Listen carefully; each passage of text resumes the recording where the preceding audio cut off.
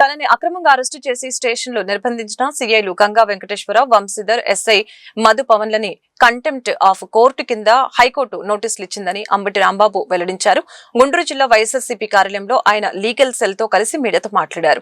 తన ఇంటిపై దాడి చేసిన వారిపై ఎలాంటి కేసులు బనాయించకుండా తనని స్టేషన్ కి తీసుకుని వెళ్లి కస్టోడియల్ టార్చర్ పెట్టారని గతంలో కోర్టును ఆశ్రయించినట్లు తెలిపారు.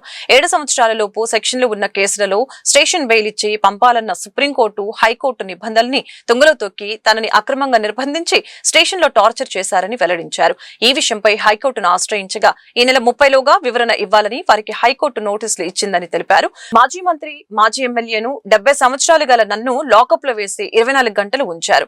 మర్డర్ చేసిన సీఐ నాగరాజును ఎందుకు లాకప్ లో పెట్టలేదు అని ప్రశ్నించారు. సాయికృష్ణ కేసును నీరు కార్చే ప్రయత్నం చేస్తున్నారని, లోపాపు ఇష్టంగా విచారణ జరుగుతుందని తెలియజేశారు. నాకు న్యాయం జరగని పక్షంలో ఉద్యమం తీవ్రతరం చేస్తామని హెచ్చరించారు.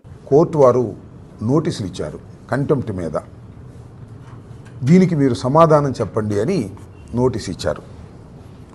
దాని విషయం మీడియా ద్వారా రాష్ట్ర ప్రజానీకానికి తెలియపరచాలనే ఉద్దేశంతో ఈరోజు ఈ సమావేశాన్ని ఏర్పాటు చేయడం జరిగింది.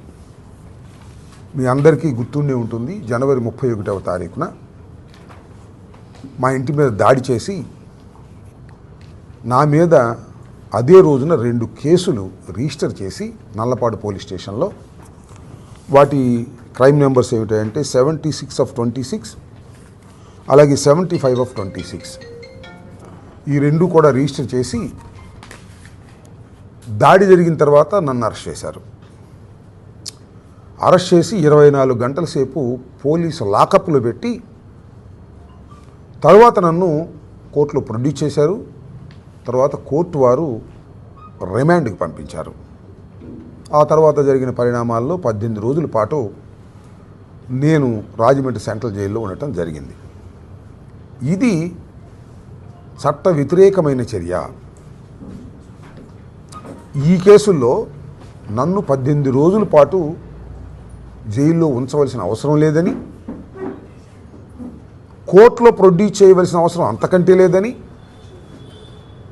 పోలీస్ వారే ఆ పోలీస్ స్టేషన్లో నాకు నోటీస్ ఇచ్చి పంపించేయాలి అనేది చట్టం చెబుతున్నటువంటి అంశం. అదేమిటంటే ఈ 2 కేసులు కూడా 76 అండ్ 75 ఈ 2 పోలీస్ వారు నా మీద రిజిస్టర్ చేశారు అన్యాయంగా. అది వేరే అంశం. పొలిటికల్ ప్రెషర్ వల్ల రిజిస్టర్ చేశారు. ఈ 2 కేసుల్లో వారు రిజిస్టర్ చేసినటువంటి ఎఫ్ఐఆర్లో ఇచ్చినటువంటి కంటెంట్ ప్రకారం 7 సంవత్సరాల లోపు మాత్రమే శిక్ష పడేటటువంటి సెక్షన్లు వేశారు వాళ్ళే. హైకోర్టు వారు చాలా సందర్భాల్లో ఆ కేసు ఏదయ్యా, కేసు కాగితాలు లేవు, నా ఇదేది, నా పిటిషన్ ఏది, సరే కూర్చో. సో దీనిలో కోర్టు వారు చాలా, హైకోర్టులో ఉన్నటువంటి చాలా జడ్జిమెంట్స్, సుప్రీంకోర్టులో ఉన్నటువంటి జడ్జిమెంట్స్, ఏం కేసు అది, హర్నేష్ కుమార్